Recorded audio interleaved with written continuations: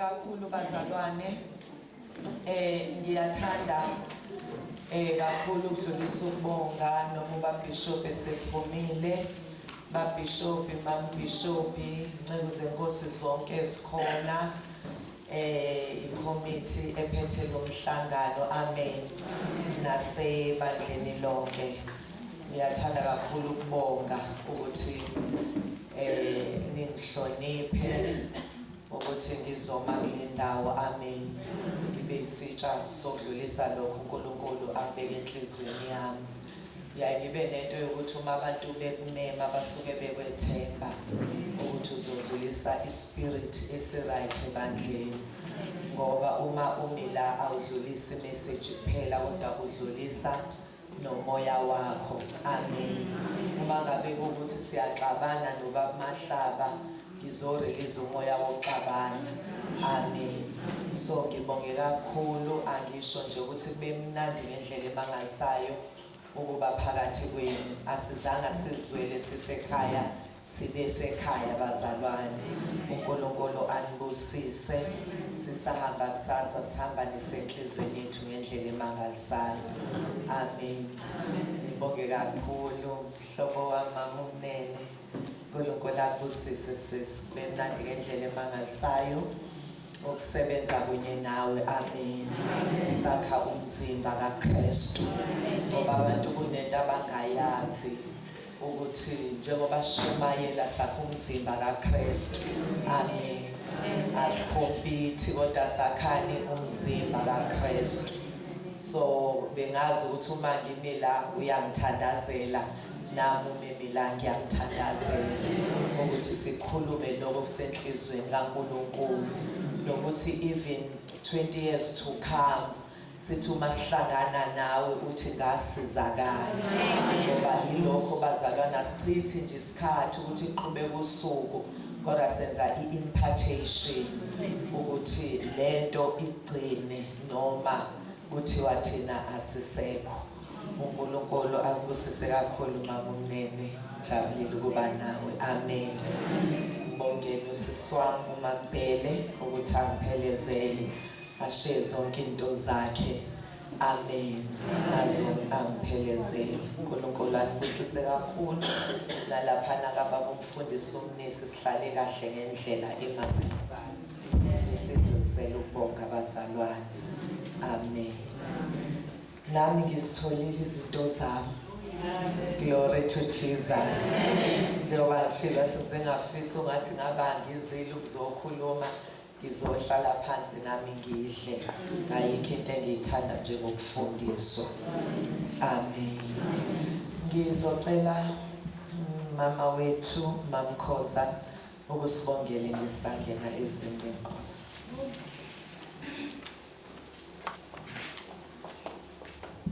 Baba wethu longcwele siyabonga uNkulunkulu wethu siyabonga babe sethembiso sakho lwasethembisa sona ukuthi mongcwele utawuba khona phakathi kwethu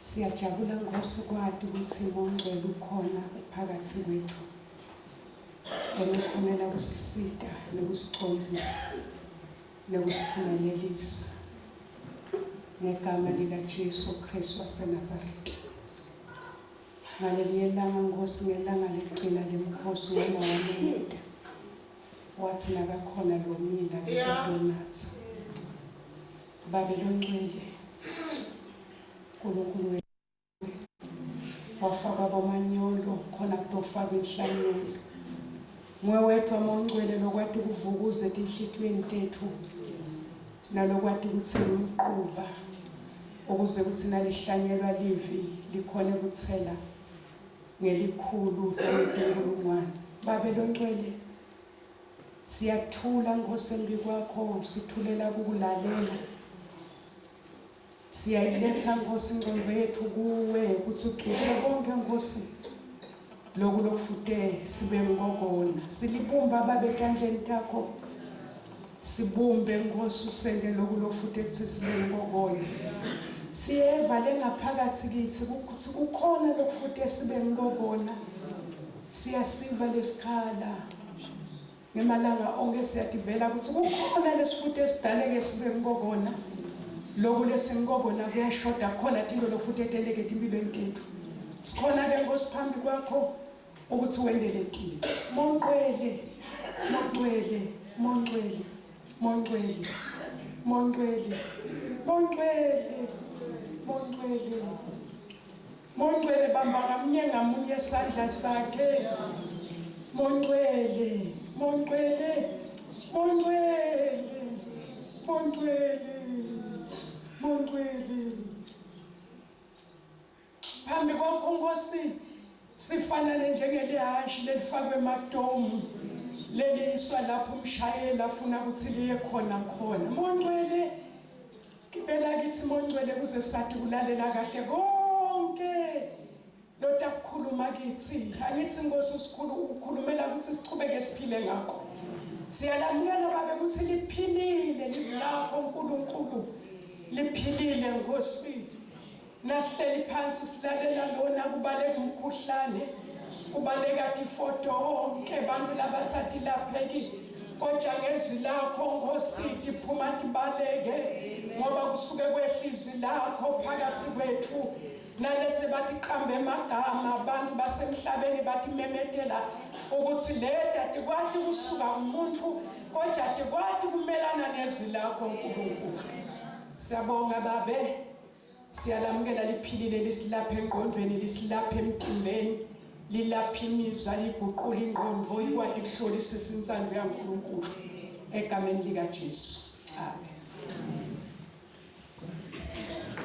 Siyabonga Nkosi kusisi angiyazi ke bazalwane ndaba kaMoya Ingcwele indaba yethu noma mnene vese uMoya Ingcwele singena kuyena uRuth bazalwane amen cela sifunde Ruth chapter 3 verse 11 bese ungifundela no Genesis 2 verse 18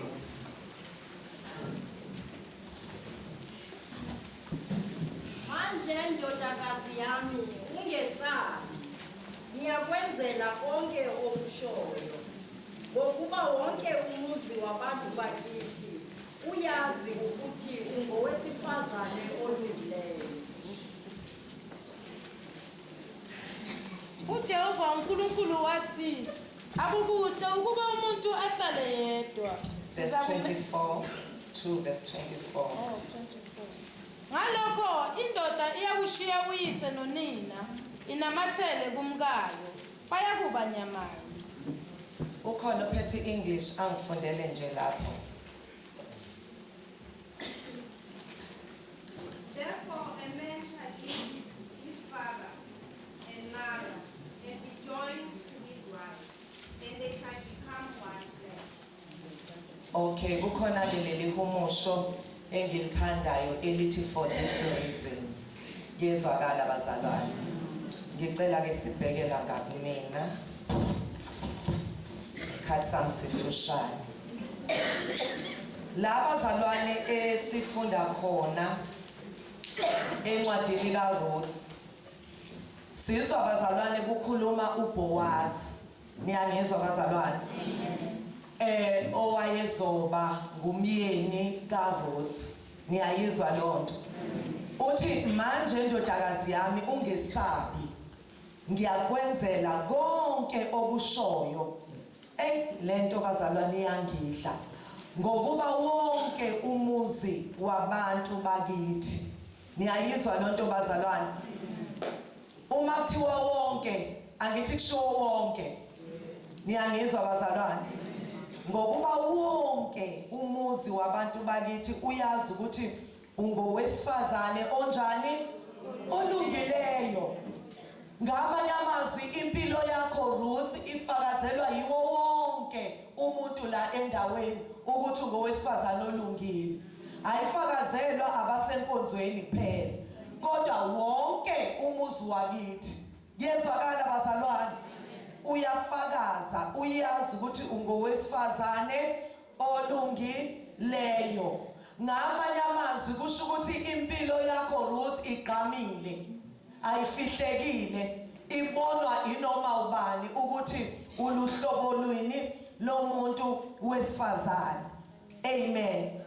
Kusho ukuthi bazalwane ikhona lento eyam attractor uBoaz kuRuth aze agcine emenze ini umfazi. Ngiyezwakala ngoba siyesakhuluma la ensukwini ukuthi izwi likaNkulunkulu lithi ofumene umfazi alisho ukuthi ofumene intombi. Kusho ukuthi ama qualities ofazi ufunyanwa nje vesa khona. Niyangizwa bazalwane? Kusho ukuthi into efunywanayo into ekade injani ifunwa phakathi kwabesifazane ababekhona kodwa wafunyanwa kwathiwa nangu umfazi ngenxa yama qualities anjani bazalwane anawo. Amen. Siyesasho ke bazalwane sathi ubuhle bomuntu wesifazane buya attracta buyamdonsa umuntu ekude asondele kodwa akubona ubuhle bomuntu wesifazane omenza umuntu wesilisa athathe decision i-character yomuntu wesifazane. Niyangizwa bazalwane? Sizesasho sathi sike sibona ama-celebrity uthola ukuthi unemali lo bhuti kodwa bashintsha abantu besifazane njengamasokisi ngoba ubona besifazane abanjani abahle kodwa akamboni umfazi akamtholi umfazi. Niyayizwa lo nto bazalwane? Hayi ukuthi uswele imali njengoba engaloboli engamshadi unayo imali kodwa ingoba kulosisi akamtholanga ini umfazi. Ubuhle bum-attractile kodwa i-character yalosisi iyona ezomenza adecide ukuthi ngiyamshada. Niyayizwa lo nto bazalwane? So ke kuyabonakala ukuthi uRuth bazalwane engesiyena owakaJuda. Niyangizwa? Uye wa-overtake iy'ntombi zakuphi zakwaJuda. Amehlo kaBowazi bazalwane adlula kuzo zonke iy'ntombi ezikhona zakwaJuda ayohlala kuRuth umuntu ofikayo. Niyangizwa bazalwane? Ngoba ngithi sizwile ukuthi uRuth uye walandela abani? Uye walandela umamezala wakhe uNaomi. Wathi ngihamba nawe la uyakhona ngiyakhona abantu bakho bayoba abantu baNkulunkulu wami abe uNkulunkulu wami abe uNkulunkulu wami. La ubheka khona ngiyombheka khona ukufa kuphela okuyasahlukanisa. And leli gama bazalwane elithi Ruth do you know ukuthi lisho ukuthini? Lisho a friend. Ngamanye amazwi uRuth wazinqumela ukuthi ngizoba umngani kabani kaNaomi. Uma ephindela ezweni lakubo eBethlehem eJuda ngizohamba naye. Niyangizwa bazalwane? Awekho ama-benefits engiwabonayo kuye ngoba ufelwe ngumyeni ufelwe abantwana bakhe akanalutho. Yezwakala? Kodwa ngizoba umngani wakhe. And uNaomi bazalwane uyi-type kaMoya Oyingcwele. Yezwakala bazalwane? Ngamanye amazwi umuntu wesifazane ozosizakala ozoba umngani kaMoya Oyingcwele ukuthi le yakhona ngomsa wakhe ngiyomlandela. Noma ngaze ngiye eBethlehem eJuda angiyazi indlela kodwa ngithemba uNaomi uyayazi indlela.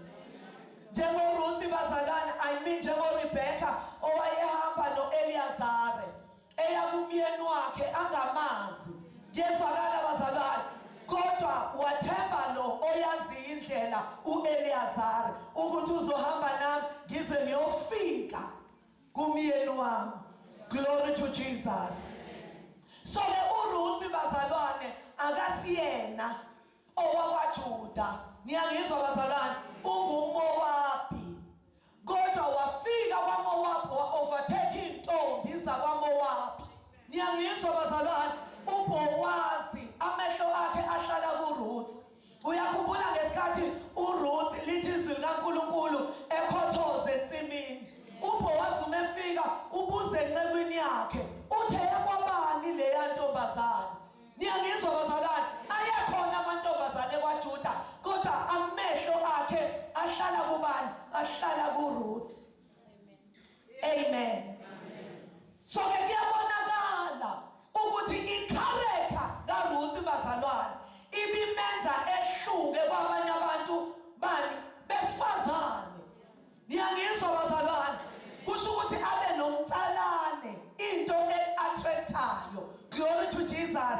Eyenze uBowazi waze wafakaza. Wathi manje ndodakazi yami ungesabi. Ngiyakwenzela konke okushoyo. What a favor. Niyangizwa bazalwane. Ngokuba wonke umuzi wabantu bakithi uyazi ukuthi ungowesifazane olungileyo.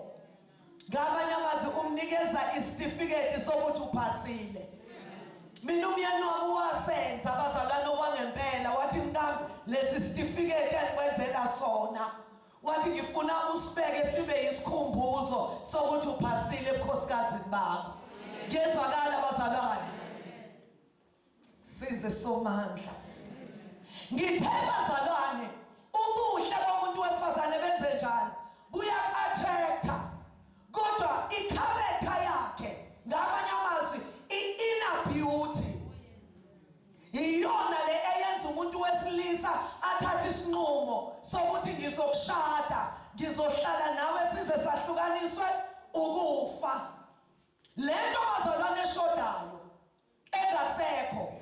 Niyangizwa bazalwane? I-character ayikho. Ngisho umuntu enjani esekholwa bazalwane.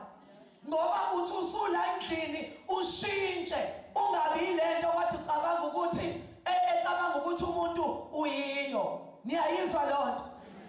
Lalela. Ngenkathi uAdam kuthi wakaqamba izilwane bazalwane. Wayeqamba ngamagama zenze njani? Zidlule. Lithi izwi kaNkulunkulu akatholelwanga umfazi kuphi? Ezilwaneni. Amakati wayewaqamba adlule. Yezwakala inkawa ziqambe zedlule. Amaselesela aqambe edlule. Akatholanga umfazi kuwo. uNkulunkulu uthe ngizowenzela umfazi. Niyangizwa bazalwane? Ngizowenzela umsizi. Niyayizwa lonto? Lalela ke. Umsizi bazalwane wenziwa njani? Uyenziwa. Akazenzi. Niyangizwa bazalwane? uNkulunkulu mastermind ekwenzeni umsizi. Yingakho phela noJesu uthi ngilandeleni ngizolenza ini? Abadobi babantu. uNkulunkulu umpetha abazalwane ekwenzeni. Uyabona nje indodana yolahleko yenza imistake. Yaqala ngento befanele igcine ngayo, yagcina ngento befanele iqale ngayo. Ifika baba wayo ithi Father make me. Ithi Father give me. Niyangizwa bazalwane? Uma isishayekile isifisa ukudla kwengulube ithi ngizoya baba. Niyangizwa bazalwane? Ngiyothi baba ngonile angisafanele ukuba indodana. Isithi ngizothi Father make me. Ngibe njengomunye wani wezisebenzi zakho.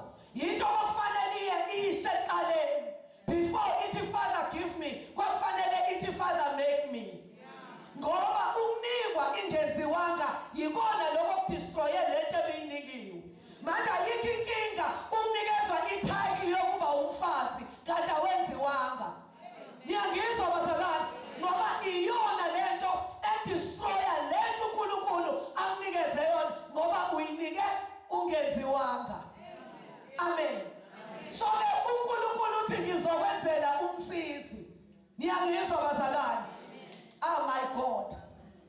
Ngenkathi uNkulunkulu esemhambisa uEva kuAdam. Uthini uAdam bazalwane? Uthi now this is the bone of my bones. Niyangizwa bazalwane? Manje ke imangithole onyama yenyama. Kuzo zonke lezilwane beyidlula ubengekho onyama yenyama yami. Ngiyezwakala? Manje ke uyamangala. Umyeni bazalwane umesela endlini uthola ukuthi akunkane yeselesele. Athi selesele ngoba ngaliqamba ladlula liphuma phi manje la endlini? Niyangizwa bazalwane? Umusumkhwepha hayi ngoba ikati ngaliqamba ladlula liphuma phi manje lele likhwepha la endlini?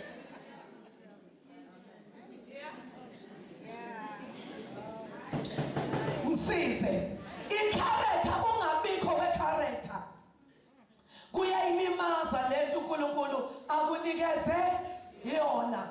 Bahla abantu besifazane these days kodwa bashoda ngani? Nge-character.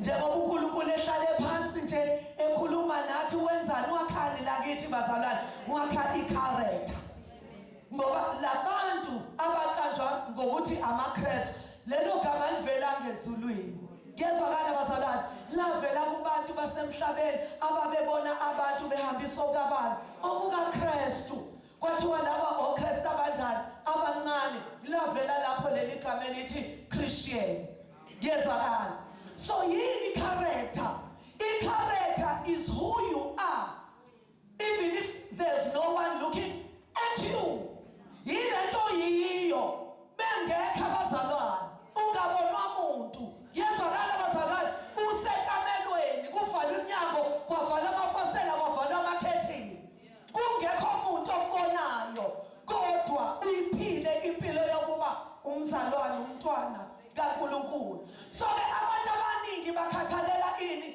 i-reputation ngaphezu kwe-character i-reputation ilento abantu abacabanga ukuthi uyiyo niyangizwa bazalwane so ke uma unakekela i-character reputation will take care of itself niyangizwa bazalwane ngisho uJesu akasho kubafundi bakhe ukuthi abantu bathi ngenzani uthi abantu bathi ngikubani character niyangizwa bazalwane ngoba abantu bangacabanga ukuthi uyileyo nto kanti awusiyo kodwa umuntu owaziyo ubani uNkulunkulu ayikho bazalwane into engibusise njengalento enze ungamkhoza abanye ngabe ungathi ukuzehlisa kodwa ukuzeneka phambi kaNkulunkulu ukhaliso kwengane ukuthi wena Jehova uyangazi ukuthi abantu bathini I don't care ngoba wena Jehova ungazi kangcono bengasekho abazalwane ngidinga usizo lwakho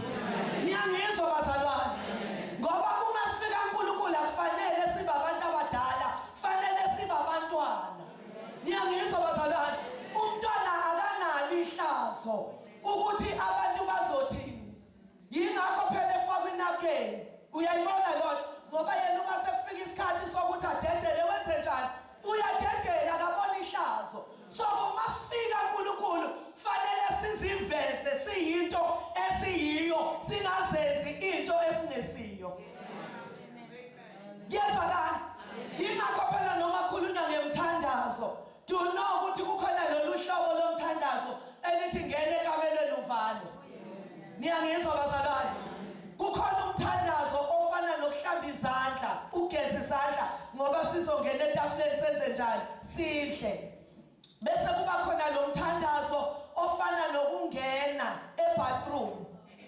ukhumula yonke into mesuse bathroom ubanqunu salunje niyangizwa bazalwane kodwa uma uzogeza izandla uzodla ugeza izandla kuphela manje iproblem yabanye bageza izandla noma sebese bathroom niyangizwa bazalwane ababhavi and awukwazi ukubhava phambi kwethu wenze njani ugeza izandla ngoba kuzongena kuphi etafuleni kungaba vese ihlazo uma uzothi bazalwane mina ngicabanga ukuthi ngisale selibhava kade ngagcina ukubhava la phambi kwethu wenziwa njani ugeza izandla ngoba uzongena kuphi etafuleni kodwa kuNkulunkulu uwedwa niyangizwa bazalwane ukhuluma yonke into usalunqono Thixo wami ngishadile kodwa le boss engisebenza nayo ngiyenza ukuthi sithathe indawo yomyeni wami niyangizwa bazalwane usho yonke into phambi kukaThixo uThixo ngeke athi hawu uzosolva le nkingo nayo ngoba vese uyakwazi umekwazi isidingo zethu singakaceli uyazazi nezinto ezihluphayo singakasho kodwa ufuna usho ngoba umusho sila sizophoqeka ukuthi sivule amehlo ngiyangizwa bazalwane ukuthi Thixo wami uyazi ukuthi Nkosi yami nginayo umyeni kodwa manje ngihalela umyeni kaMagumede ngiyangizwa bazalwane singaphoqeka ukuthi sivule ini amehlo kodwa uma phambi kukaNkulunkulu khumula ubenqunu ngiyezwakala bazalwane ngoba uyabhava Yingakho abazalwane benuka amakhwapha kamoya ngoba abanaso isikhathi sokwenza njani sokubhava selokhu bageza ini izandla. Haleluya. Insila ize ibe ugqitso olungaka. Niyangizwa bazalwane? Uma sefika umoya engcwele kufaka ikhopho kuphuma manje negazi. Usuyalimala ngoba insila isiyaze yaba ngaka.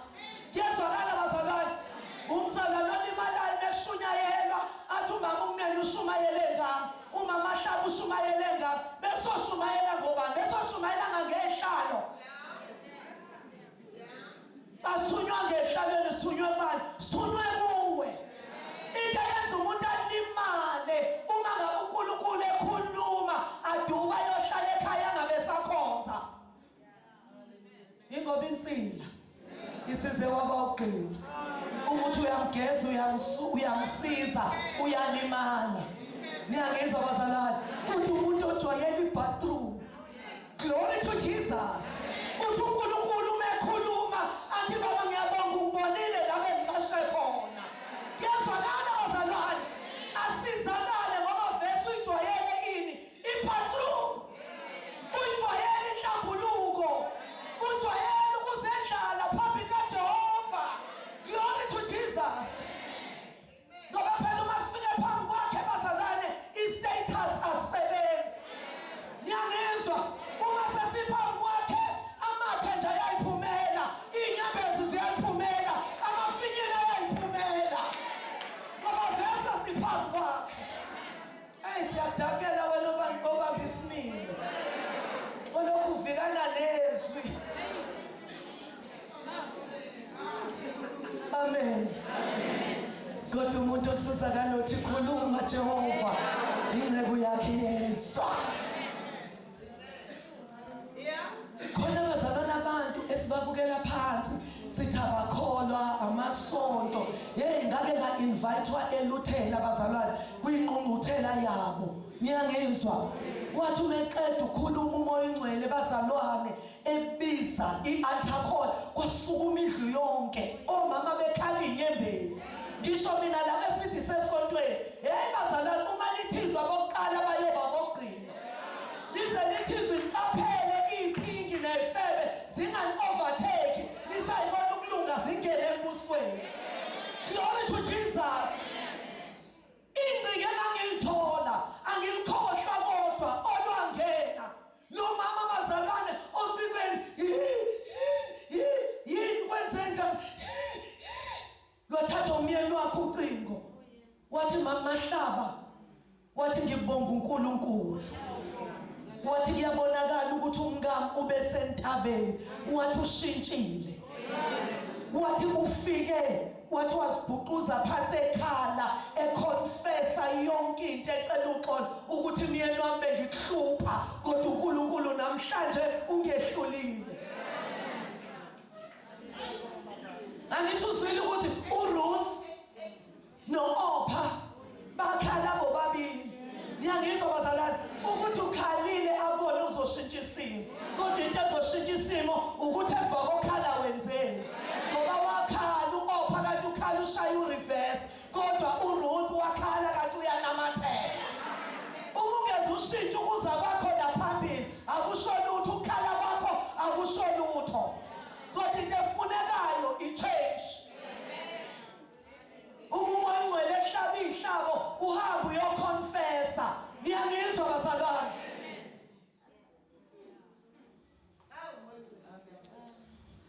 Vele ikharetha kaKristu ngomama. Hey Nkosi yami. Ngithe uJesu akazange abuze ukuthi abantu bathi ngenzani. Niyangizwa bazalwane? Uthe abantu bathi ngingubani. Ngoba phela ungenzani it's your gift. Ungingubani it's your character. Uyabona njengoba nje indodana yolahleko yayithi Father give me a gift. Uma isithi make me a character. Niyangizwa bazalwane? Wathi abantu bathi ngingubani. Ngoba i-gift iyahlala kumuntu noma engekho right noNkulunkulu. Yezwakala bazalwane. Angithi uyamkhumbula nje uSamson ukuthi wayevuka exercise igift bese qondapi emathangeni kaDelilah. Avuke lapha ioperate igift. Ngiyangizwa bazalwane. Ngoba kazi ukuthi uDelilah lo itrap ngoba kuzona lezandla ezisoft ezimbrusha ngitshela imfihlo yamandla akho ikuphi kanti ukufa kukuzo njengekati uma sadlala isigundane liveza le ndawo enjani esoft kanti inzipho zizovela khona. Amen. So ke uDelilah abazalwane ngiyamkhumbula Samson bakuzingonyama ayibulale ongathi itakane lembuzi kuzamasosha ngo-1000 athatha umhlathi wembongola wabulala kanti uDelilah lo ongenamamasela onezandla ezisoft nevoice esoft uyingozi udlula ingonyama uyingozi udlula amasosha angu-1000. Ngiyangizwa bazalwane ngoba nje kube lokho emphulula ngitshele imfihlo yamandla akho ikuphi uwalazi inhliziyo yakhe ekugcineni wabuya nayo. Wayengazi uSamson ukuthi uDelilah lo igama elithi Delilah lisho to be brought low. uDelilah uyakususa kwiposition akubeke ezantsi. Igama elithi Delilah lisho to be made thin. uDelilah ukwenza uzace emoyeni. Igama elithi Delilah lisho to be made weak. Isono sikwenza ube buthakathaka. Igama elithi Delilah lisho to be dried up. uDelilah ukwenza wome kwexe uthi uyathandaza kungathandazeki. Ngiyangizwa igama elithi Delilah lisho to be emptied. Noma uNkulunkulu bebekeni into engakanani kuwe kodwa uDelilah uyasithulula usala uempty. Amen. So ke i-character abazalwane ayikho into ebaluleke njenge-character. And thina sikwazi abantu abakwaziyo labo ohlala nabo. Uma ngifuna ukwazi nje ngawe angizwe ngobani ngengane zakho, angizwe ngomyeni wakho, angizwe ngomakhelwane bakho, angizwe ngama-in-laws akho. Ngoba phela ama-in-laws bazalane ake akusqueeze. Kanti kufanele kubonakala ukuthi kuphumani la kuwe. Kuzophuma ulamula noma kuzophuma i-orange. Ngoba phela uma sahlezi zombili laphayana ziyafana kwazi ukuhlukanisa i-orange nolamula. Kukhona okucishe kufana. Yezwakala bazalwane kunezinto uNkulunkulu akazivumele zize kanti zizosqueeza wena ukuthi yini kahle kahle le i-orange noma ulemon. Hallelujah. Kunomehluko bazalwane phakathi kwe-fruit tree nani ne-Christmas tree. Azifani lezi zinto. I-Christmas tree ama-gifts enziwa njani? Ayagaxwa. Awaphumi kuphi? Esihlahleni. I-radio angaze ngizwe mina isihlahla esikhipha i-radio. Isihlahla esikhipha ini? Iwash. Abukho ubudlelwane phakathi kwale gift nesihlahla kwenziwe njani? Kugaxiwe. Yezwakala bazalwane. Kodwa i-fruit tree, i-fruit iphuma kuphi? Iphuma esihlahleni. Yezwakala bazalwane. And iyona i-fruit echaza ukuthi ihlobo luni lwesihlahla leli. Yingakho phela uJesu ethi niyobabona ngezithelo zabo. Angasho ukuthi niyobabona ngama-gifts. Ngoba kuyenzeka ube anointed kodwa i-gift yakho ibe anointed kanti wena ukho anointed. Ngiyangizwa bazalwane. So ke i-gift iyagaxwa emntwini kodwa i-fruit iphuma kuphi? Emntwini. So ke uNkulunkulu njengoba ekhuluma nje ufuna lezihlahla ezithi ziproduce ini? Ama-fruits. Ngiyangizwa bazalwane. Hey my God. uRuth bazalwane uma sibheka kunezinto ezazimtshela uRuth ukuthi Ruth forget. ngeke wena uze ube ilutho. Niyangizwa bazalwane? Number 1, njengoba uRuth ehamba nomamezala wakhe beya eBethlehem Juda. eBethlehem Juda, leli gama elithi Bethlehem Juda lisho a house of bread. Ngiyezwakala. Uphuma kuphi bazalwane? KwaMowabi. Uma ubheka lesi sizwe sakwaMowabi, isizwe esavela ngeincest. Indodakazi sishila izolo ilele nobaba wayo edakiwe, imdakisile kwavela bani? Kwavela uMowabi. uMowabi une-identity crisis, akazi ukuthi uzothini kulothe. Uzothi mkhulu ngoba uzalwa indodakazi, noma uzothi baba ngoba uzalwa uyena uLothi. Niyangizwa bazalwane? uRuth uvela ke esizweni esinjalo. NgokwesiBhayibheli uRuth wayeyinja. Inja umuntu ongaphandle kwesivumelwano sikaNkulunkulu. Uyakhumbula lo wesifazane owafika kuJesu ethi Jesu ngicela ungiphilisele umntwana wami uyagula. Ethi uJesu anginathatha isinkwa sabantwana ngisinikeze izinjana. Wayengamthuki, wayesho ukuthi uphandle kwesivumelwano. Yena uthunyelwe ezimvini zakwabani? ZakwaIsrayeli. So ke uRuth bazalwane wayeyinja, wayengaphandle kombuso noma ngaphandle kwesivumelwano. Glory to Jesus. Evele esizweni esivele kabi, esine history embi, esavela indodakazi ilele noyise imdakisile.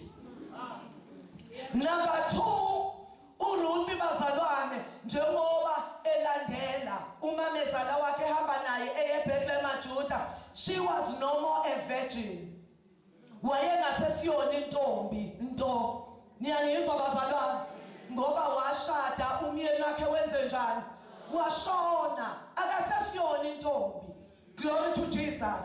Zonke lezi zinto zithi Ruth forget. Ukube mina nguwena bezovese ngihlale ngilinde ukufa. Number 3, uRuth bazalwane wayengumfelokazi. Niyayizwa lonto? Umuntu ongumfelokazi umuntu odatshukelwayo. Uma usemncane ushone nomyeni, uyisithuko sabo bonke abantu. Noma ubingelela umyeni womuntu sethu seyangazi usethini kumyeni wami. Ubizwa ngamagama wonke lawa. Niyangizwa bazalwane? So ke uRuth wakuleso simo. Uma kubizwa intombi akaqualify. Uma kubizwa omama banabayeni, yena akanamyeni. Niyayizwa lonto bazalwane? Number 4, njengoba uRuth eya eBethlehem Juda uyoba iforeigner. Njengoba ngishilo ukuthi uRuth wayeyinja ngokwesiBhayibheli. Niyangizwa bazalwane? Uyoba iforeigner. Number 5, asizwa ukuthi uRuth wayezalwa ngubani. Ngiyezwakala bazalwane? Ngamanye amazwi uRuth wayeyino name brand. Abamenshinwa abazali bakhe.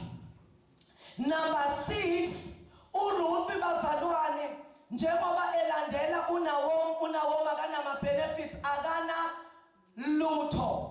Ngiyezwakala bazalwane? Yingakho wathi uma efika eBethlehem Juda wathi mangisayokhothoza. Umuntu mekhothoza bazalwane usuke ethatha izinto ezisale ngenkathi abantu benze njani? Bevuna. Yingakho uBowazi waze wathi abamshiyele. Niyangizwa bazalwane? Kusho ukuthi uyinto yokudatshukelwa. So zonke lezi zinto zimtshela uRuth ukuthi Ruth yenze njani? Khohlwa. Kodwa uRuth bazalwane wathi ngeke ngize ngitshelwe isimo ukuthi ngikubani. Niyangizwa bazalwane? Yimina ozotshela isimo ukuthi ngikubani. Glory to Jesus. Njengoba umamezala wakhe emncenga ethi Ruth nangu nosisi wakho usebuyele emuva mlandele nawe. uRuth ethi mama ungancengi. Ngama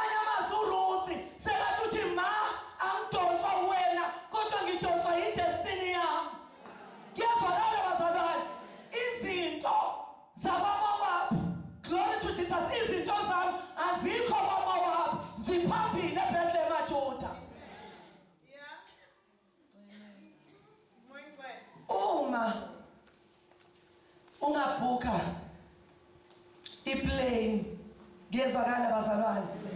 Bese uma estopini sangakini ngeke iplane izokulanda estopini sangakini. Kuyezwakala bazalwane? Ngoba ayisiyo ini i-tax. Ukuthi ubhukile ithikithi likuwe kodwa izokushiya wenze njani ukhokhile. Ngoba iproblem yakho wenze njani awuzipositionanga ngokuthi uye kuphi e-airport. Kodwa lo engibhuke naye esikhokha imali efanayo yena uzoligibela ibhanoyi liyombeka kuphi eLondon. Hayi ngoba limkhetha kodwa yingoba yena uye wenze njani wazipositiona. Glory to Jesus. So ke indaba ayikho bazalwane kuNkulunkulu. Niyangizwa bazalwane? Indaba isele ngakuphi ngakuwe. Glory to Jesus. So ke uRuth bazalwane wafika kwaMowabi njengoba ngishilo wakhothoza. Ukube wahlala endlini bazalwane uBowazi wayengeke azambone. Yezwakala bazalwane? Kodwa lento yokuthi noma kungathiwa ngiqala phansi kodwa ngiphelele phansi khona le ngiyakhona. Kanti uNkulunkulu ubhizi uma luva izinto. Ngiyangizwa bazalwane ukuthi akhothoze kuphi ensimini kaBowazi. uBowazi umefika mehlakhe angahlali kuwo wonke amantombazane. Ahlale kuphi? Ahlale kuRuth abuze eyakwabani leya ntombazane. Incebo ithi hayi uRuth lo wakwaMowabi ubuyile nomamezala wakhe. Usebenzile kusukela ekseni kuze kube imanje. Niyangizwa bazalwane? So ungasifundela kahle indaba ke la wayethathe izeluleko zikamamezala wakhe ukuthi ayohamba ayolala enyaweni zikabani zikaBowazi. Niyangizwa bazalwane? uBowazi umephaphama nangu uRuth ezinyaweni zakhe. Yingakho uBowazi ngenxa yokuthi uyibonile icharacter kaRuth uthi manje ndodakazi yami ungesabi ngiyakwenzela konke okushoyo ngoba wonke umuzi wabantu bakithi uyazi ukuthi ungowesifazane olungileyo. Lento ungacabanga ukuthi befanele kushiwe intombazaneni yakuphi bazalwane yakwaJuda. Kodwa umuntu oyinja oyiforena ongumfelokazi ongasesiyi intombi nto wafika wa overtake intombi zakuphi zakwaJuda. Ngamanye amazwi ingwe idla